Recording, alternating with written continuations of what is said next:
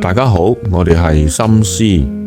準時返工係作為員工嘅基本責任，公司制定政策確保大家準時，亦都無可厚非。但係如果政策定得太過一刀切，隨時弄巧反拙。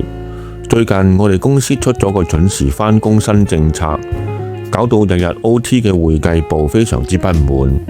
佢哋阿頭甚至拉大隊入房開會商討對策，結果係點？聽埋落去就知啦。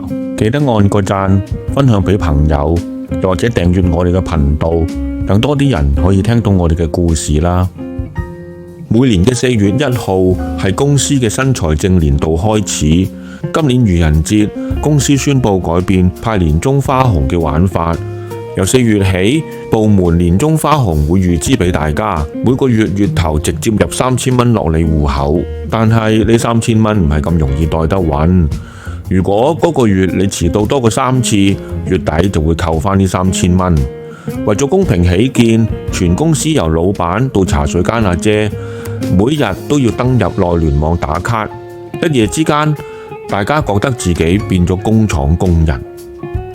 呢個政策對會計部影響最大，因為佢哋日日 OT 到半夜，第二朝想遲少少返嚟回道氣都唔得。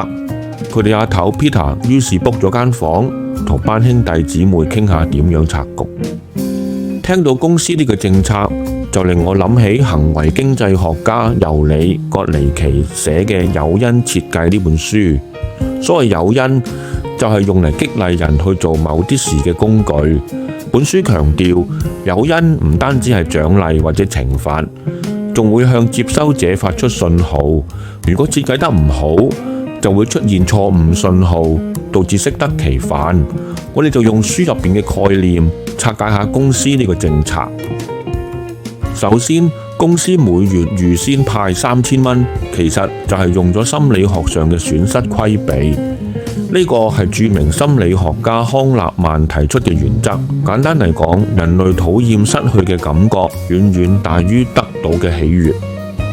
書入面提到一個芝加哥公立學校嘅實驗，經濟學家將老師分成2組，第一組係傳統做法，年尾睇學生成績派獎金，最多就係派8000蚊。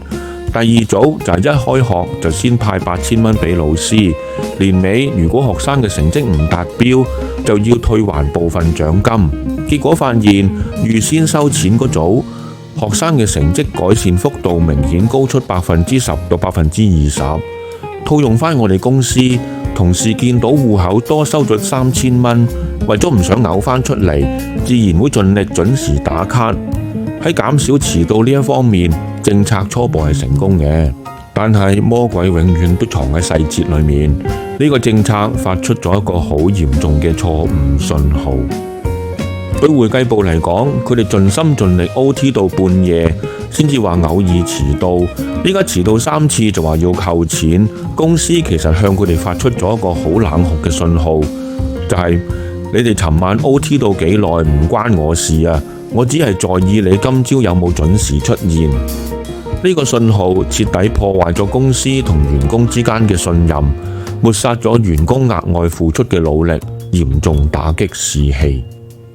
當制度出現漏洞，又或者令人覺得唔合理嘅時候，員工自然就會去玩弄制度。書入邊舉咗一個經典嘅例子，當年法屬印度支那政府為咗滅鼠，推出交一條老鼠尾巴就有1分錢獎勵嘅政策。結果係點？啲人捉到老鼠，淨係剪咗嗰條尾就放生，等佢繼續繁殖，甚至有人專門養老鼠嚟到剪尾巴賺錢。講返我哋會計部 Peter 佢哋開完會，真係俾佢諗到條過牆梯。佢哋發現，既然公司容許在家工作，大家就只要每日搭車或者食早餐嘅時候，用手機或者電腦嘅 VPN 登入內聯網打卡，咁樣做就永遠唔會遲到啦。雖然會計部用呢個方法保住咗3000蚊，但係傷害已經造成，大家嘅士氣依然低落，因為大家知道公司根本就唔體諒佢哋嘅付出。正如誘因設計呢本書裏面所強調，設計誘因之前一定要經過測試，了解背後傳遞乜嘢嘅信號，先至可以避免好心做壞事。我哋今日就分享到呢度。本書入邊仲有好多有趣嘅個案，例如女朋友可以用咩高成本信號去測試下男朋友係咪真命天子，又或者點樣設計誘因去戒除壞習慣。有興趣嘅朋友強烈建議買本書嚟睇下。我哋下次再傾啦，拜拜。